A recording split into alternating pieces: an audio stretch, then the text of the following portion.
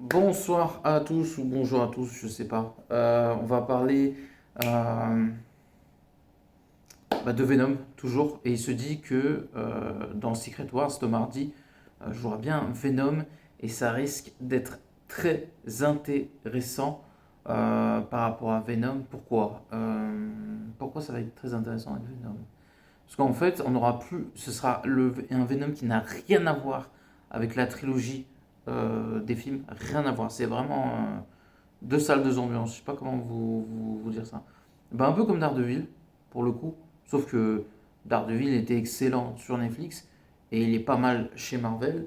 Je sais pas souvenir d'une conversion comme ça. Wolverine aussi, qui était bien dans les deux. Et Spider-Man aussi. Bon, on va pas faire ça 50 fois, on s'est compris. Mais d'ailleurs, c'est assez intéressant. Euh, Difficile à comparer, mais ce que je veux dire par là, c'est que et en plus, ça dépend pour qui, c'est très complexe. Parce que est-ce qu'il y a un effet qui se coule du fait que tu passes, par exemple, je sais pas, on va dire Daredevil ou bon, Venom, on verra plus tard. Mais c'est assez intéressant parce que Marvel ont créé un truc crossover, mais au-delà même de leur plus ou moins industrie. C'est-à-dire que, par exemple, tu prends Sony, ben voilà, il y a un Venom, Daredevil, les droits appartenaient à Netflix. Donc du coup, voilà. Et quand tu regardes, logiquement, c'était mieux sur Netflix, mais c'est pas mal aussi chez Marvel.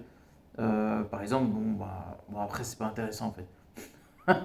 Je croyais que c'était intéressant, mais je suis fatigué et je me suis dit, ah, en fait c'est chiant. Non mais c'est vrai, il faut être nature, il faut dire la vérité. Et je voulais dire quoi? Et en fait, justement, le Tom Hardy Venom, c'est le Venom